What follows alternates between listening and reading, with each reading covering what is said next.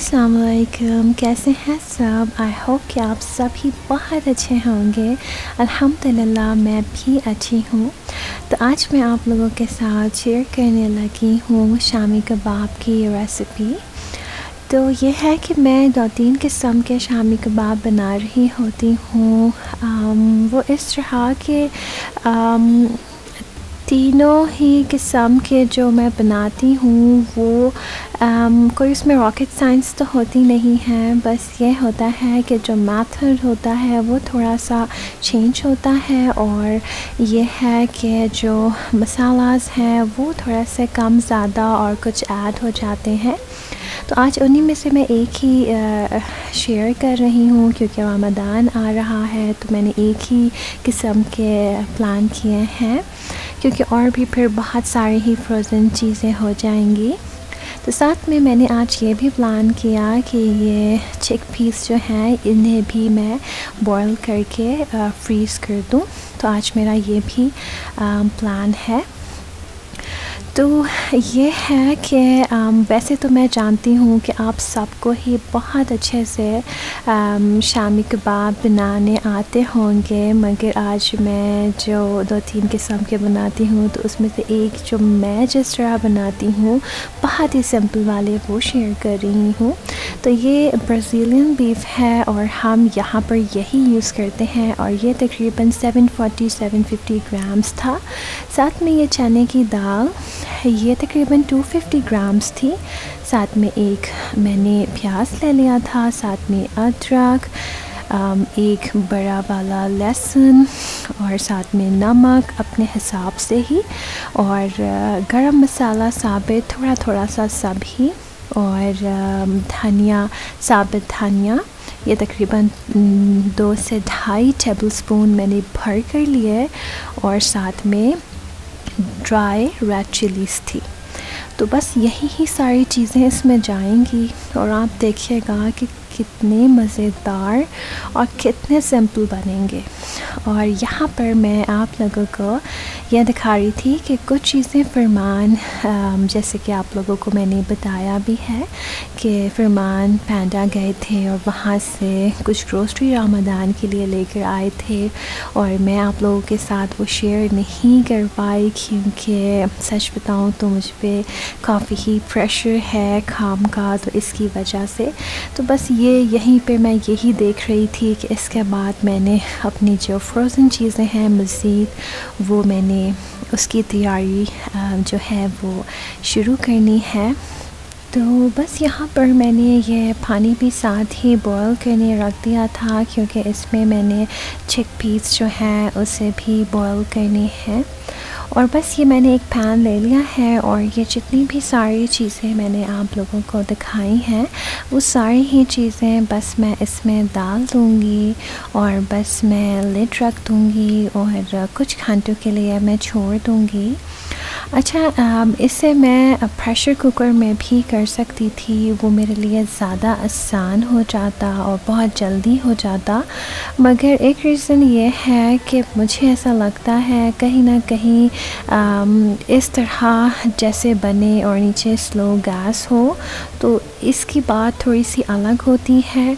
और दूसरा मैं आपसे ये कहूँ कि इसके बाद मेरा ये था कि मैं इसके साथ साथ ही मैं अपनी जो अलमीरा थी उसे भी मैं ठीक कर रही थी। तो एक रीज़न मेरा ये भी था कि मैं इसको 2-3 घंटे के लिए छोड़ दूँ तो ये बहुत अच्छे से कुक भी हो जाएगा, और मुझे और भी जो मेरे काम हैं वो भी साथ साथ ही ख़त्म हो जाएंगे। तो आज के दिन मेरे काफ़ी सारे काम हो जाएंगे। तो एक ये भी बात थी, और बिल्कुल फिर मैंने वैसे ही किया। मैंने आधी जो अलमीरा है उसे बहुत अच्छे से फिर ठीक भी कर ली थी। तो बस ये सारी चीज़ें मैंने इसमें डाल दी हैं, और बस अब मैं इसको लिड रख दूँगी, और बस मैंने कुछ नहीं किया था। और बस इसको मैंने थोड़ी देर के लिए कुछ घंटों के लिए, जब तक गोश्त अच्छे से नहीं गल गया और ये जो दाल है ये अच्छे से नहीं गली, तब तक मैंने इसे छोड़ दिया था। तकरीबन 3 घंटे 3.5 घंटे तो मुझे ऐसा लगता है कि लग ही गए थे ना, इतने लगते ही हैं। तो बस मैंने सिर्फ़ और सिर्फ यही किया था। और साथ में मैंने इसके बाद ये जो चिकपीस थे इसे भी मैंने डाल दिया था पानी में, और बहुत अच्छे से वो बॉयल भी हो गया था। और बस इसके साथ मैंने सिर्फ़ और सिर्फ जो सोडा होता है वो डाल दिया था, बहुत थोड़ा सा। वैसे मैं सच बताऊं तो नहीं डाल रही होती हूँ, मगर बस आज मैंने डाल दिया था और काफ़ी मुझे लगा भी कि मैंने बहुत अच्छा भी किया है इसे डालकर।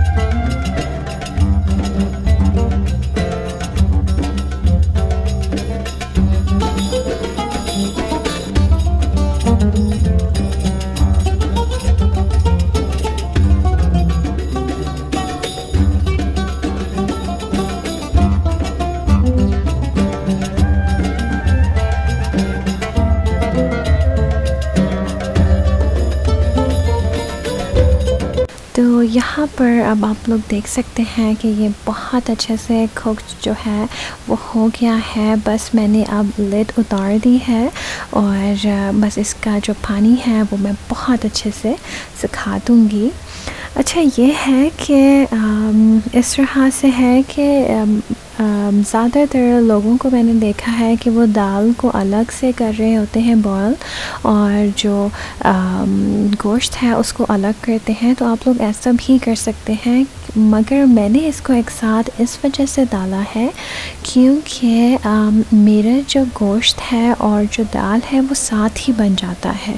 ऐसा नहीं है कि गोश्त जो है वो नहीं गलता और दाल गल जाती है, नहीं, मेरा दोनों ही साथ हो जाता है। तो आप लोग अलग अलग करना चाहें तो आप लोग वैसे भी कर सकते हैं, कोई मसला नहीं है, क्योंकि मैंने पाकिस्तान में देखा है तभी मैं कह भी रही हूँ।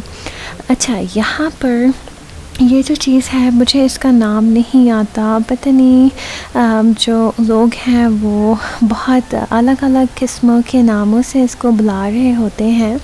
यहाँ पर एक शॉप है, एक ही शॉप है अभी तक जो मैंने देखी है, वहाँ पर ये तकरीबन 2 से 3 साल पहले ये रखा हुआ था। तो जैसे ही मेरी इस पर नज़र गई ये मैंने फ़ौरन से ही ले लिया, क्योंकि ये है ही ऐसी चीज़। और वैसे इसको इंग्लिश में मॉर्टल पेसल कहते हैं।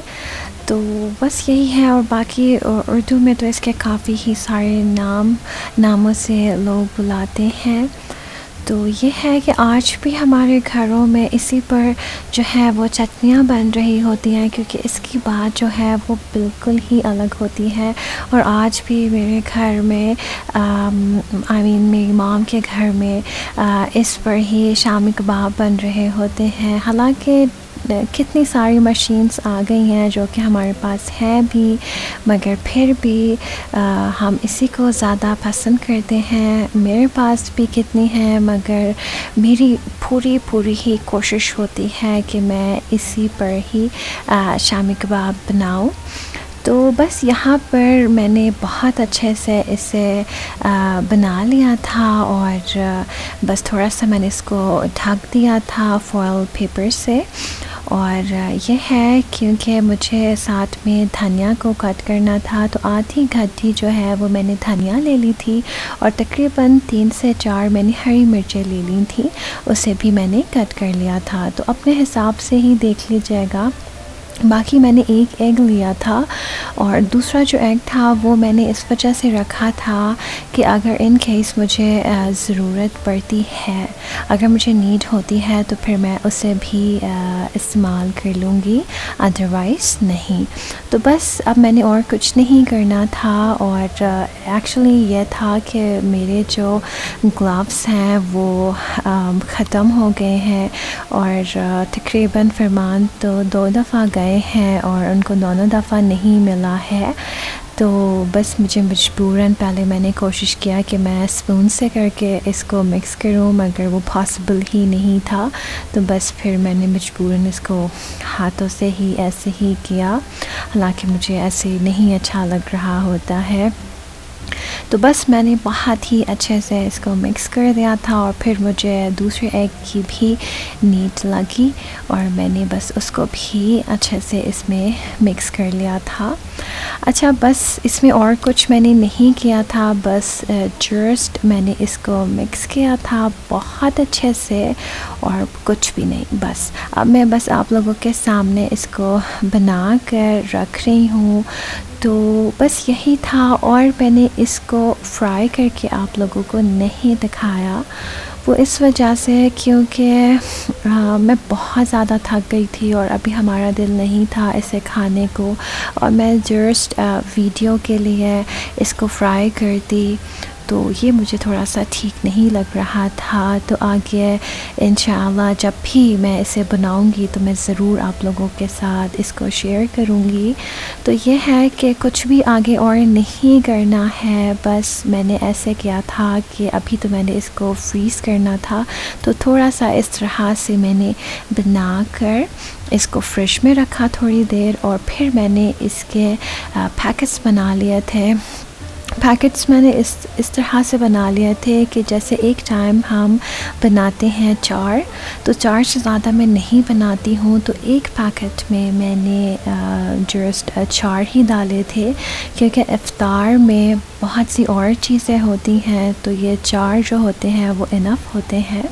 तो इस तरह से बस मैंने इसके पैकेट्स बना लिए थे और इसको कैसे फ्राई करना है, बस एग में बिल्कुल बहुत अच्छे से कोट करके और बस इसको मैंने शैलो फ्राई करने थे, दैट्स इट।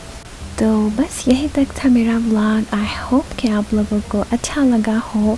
मुझे कमेंट्स के ज़रिए ज़रूर ही बताइएगा और थैंक यू सो मच, आप लोग बहुत प्यारे कमेंट्स करते हैं, बहुत बहुत शुक्रिया आप सबका और मुझे इतने पसंद करने का। तो मुझे हमेशा दुआओं में याद रखिएगा, मेरी फैमिली को, और अपना भी बहुत ज़्यादा ही ख्याल रखिएगा, अपनी फैमिली का ख्याल रखिएगा।